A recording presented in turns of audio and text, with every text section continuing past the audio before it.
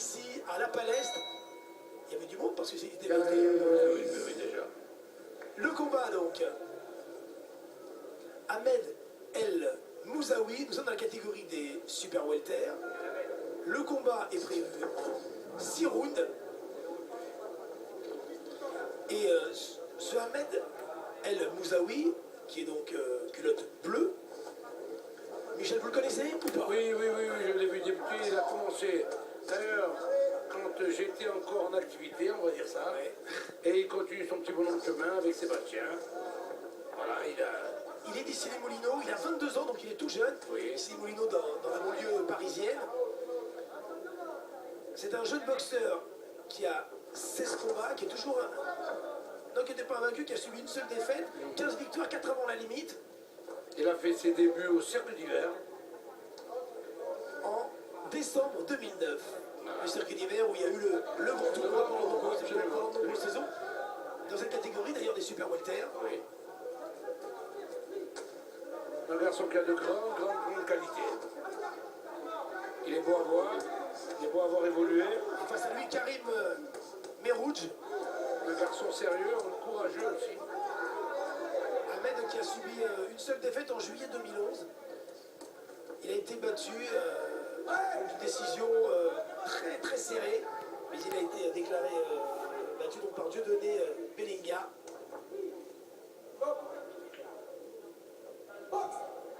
Karim Merouj qui dispute lui son 12e combat, son palmarès 8 victoires, 2 défaites, 1 nul. 8 victoires, 2 défaites, 1 nul. Il a gagné. Alors on lui remet le protège-dents et ça repart. Avec son gabarit, Michel, son avenir réside plus en poids moyen ou il peut encore poursuivre en super welter? Je pense que là, il n'est pas encore un peu moyen. De toute façon, il est jeune, hein, je pense qu'il va s'étoffer énormément. Hein. Il est grand de taille. Oui.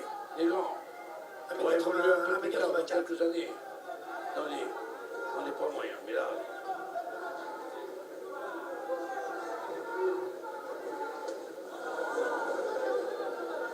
il y a de très belles séquences, il y a de bons mouvements, il fait beaucoup de choses. Il a un bon coup d'œil et puis une opposition de style. C'est un combat âpre oui. et très intéressant qui a beaucoup plu au public du Canet en début de soirée. C'est-à-dire que nous l'avons enregistré.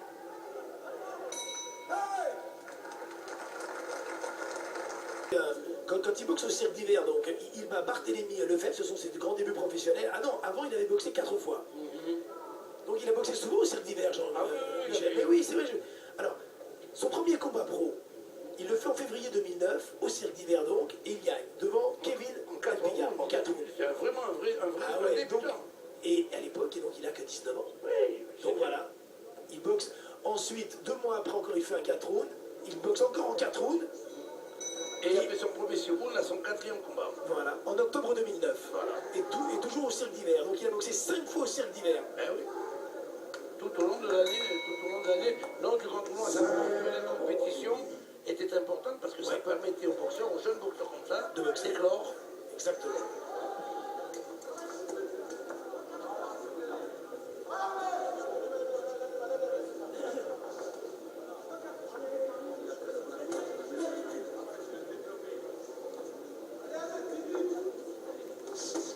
Et il a boxé 4 fois l'an dernier. Ce qui est bien, heureusement. Boxé 4 fois à 22 ans. Il a boxé en avril, en mai, en juin, en juillet, en s'imposant à chaque fois au point, sauf dans son dernier combat à Créteil. Il a boxé en juillet, c'est d'ailleurs à ce jour son dernier match. Et il a battu Edgar Marc Velachvili. Sa seule déconvenue, c'est une défaite au point. Ouais, mais majorité décision de... C'était à Lyon, véritablement, je pense qu'il a été sanctionné par l'arbitre plus que d'avoir perdu. Il n'avait pas perdu ce jour-là à Lyon, au Casino de Tilly-en-Vert. Je me souviens très bien, j'étais présent. Il n'avait vraiment pas perdu. Il est invaincu pour moi. Écoutons le combat. Attention à ce large swing de son adversaire, Meroudi. Merouj.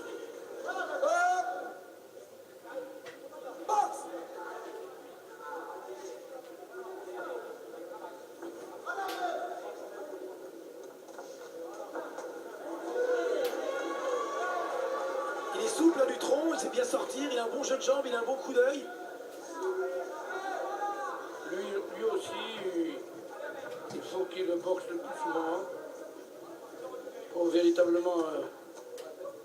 Il y a eu beaucoup de rythme dans ce combat.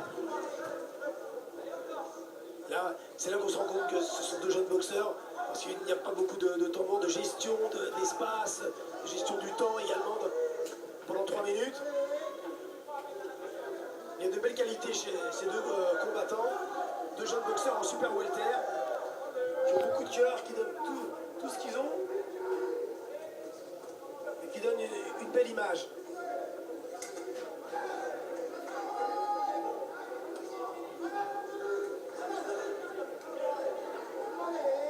Il va falloir qu'il monte un peu plus les mains parfois, parce qu'il a tendance à laisser tomber les mains. C'est le problème souvent de ces boxeurs qui ont un certain talent, une certaine aisance, une facilité. D'oublier quelques fondamentaux, donc Bien souvent, vous avez raison de le souligner. Et c'est son cas, lui. Hein. Il dégage de la... Il est majestueux, c'est vrai qu'on dit boxe, il est bien sur ses jambes, et agréable à voir. oui, Il le sait. le public ne s'y trompe pas. Tout le public, Et lui, la Via Club. la Via Club, cher à Jean-Paul Belmondo, Et oui, et la salle d'ailleurs s'appelle maintenant la Via Club Jean-Paul Belmondo. Et Bruno Wartel bosse toujours là-bas. Il y a tout un investissement du maire, André Santini, qui aime beaucoup la boxe. Il y a des villes comme ça où il y a une tradition, et ça fait plaisir, comme le Valois d'ailleurs. Et ça, Marcel Cerlan. C'est indispensable d'avoir des villes, des conseils régionaux, des conseils généraux derrière le noblard, parce que c'est tout au long de la carrière de promoteur de la GMPR, j'ai compté sur ces partenaires indispensables, incontournables. Michel, est-ce qu'aujourd'hui, en 2013, c'est plus dur de monter une soirée? Oublions maintenant le financement par les télévisions. Est-ce que les villes, aujourd'hui, les conseils régionaux sont toujours sensibles à la boxe, aiment la promouvoir, ou on sent que c'est difficile? Certes, ils sont toujours aussi sensibles, ils ont toujours cette envie, mais la vie économique actuellement dans notre pays, on est touché à tout niveau. Et tout le monde ne reste pas insensible à ça. Donc, il y a un net recul, c'est vrai, il y a un élan, il y a eu un freinage de fait, c'est certain. Ceci étant, il ne faut pas se décourager, c'est pour ça que j'incite toujours Sébastien à continuer. D'ailleurs, Sébastien, avec le Conseil général du Val-de-Marne, et bien conseil, et Abraham Johnson, qui est auprès de moi, vont, dans l'année 2013, développer dans le département de 94, dans le Val-de-Marne, déjà 6 réunions sont programmées, 2 à Créteil, 2 à... Il y aura Thiers ou pas également? 2 à Thiers, 2 Une au Palais tradition de Thiers, qui est magnifique également là-bas. où on a beaucoup travaillé. Donc il y a 6 réunions qui sont prévues dans le Val-de-Marne dans l'année 2013. Et on souhaiterait que le Val-de-Marne devienne, tout comme l'a été les Hauts-de-Seine pendant de nombreuses années, la région francilienne la plus sportive de l'année. Donc on peut imaginer peut-être, sans s'avancer, que Combat Sport puisse également diffuser, ça serait formidable. C'est ce que je souhaite au Club Point. Quand je parle avec Sébastien, il en est fortement question. C'est important d'avoir un partenaire audiovisuel pour avancer. C'est indispensable, c'est indispensable. Moi je sais qu'il a de très bonnes avancées avec le 94, avec le Conseil général, avec le député maire de Créteil, avec le député maire de Thiers, et Abraham Johnson qui est à la tête de tout ceci, ils vont ensemble développer quelque chose de très important dans l'année 2013. Allez, on reste encore pour les 50 dernières secondes, Michel, sur ce bon combat de super welter où les deux boxeurs ont donné tout ce qu'ils ont. Il est même prévu un combat à Baltar. Après le retour, le pavillon Baltar, dans le Val-de-Marne. À Baltar, à Thiers, à Créteil. Ça fait des bons moments tout ça. Super. On va pouvoir se régaler en 2013. Ah, voilà. Et bonne chance à Combat Sport. Voilà. C'est gentil. Oui, le pavillon Beltard, Nogent-sur-Marne, me souffle-t-on, bien sûr, Nogent. Eh oui.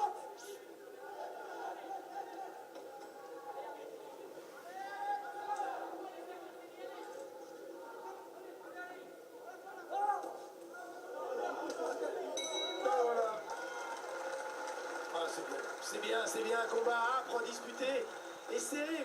C'est bien, vraiment, ces deux boxeurs ont donné tout ce qu'ils avaient, c'était en ouverture et ça a permis à cette soirée d'être parfaitement lancée.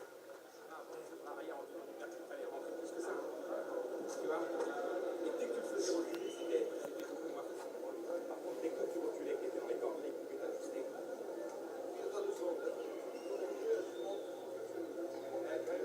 On va écouter la Quand décision. le combat était serré, hein. Non mais absolument.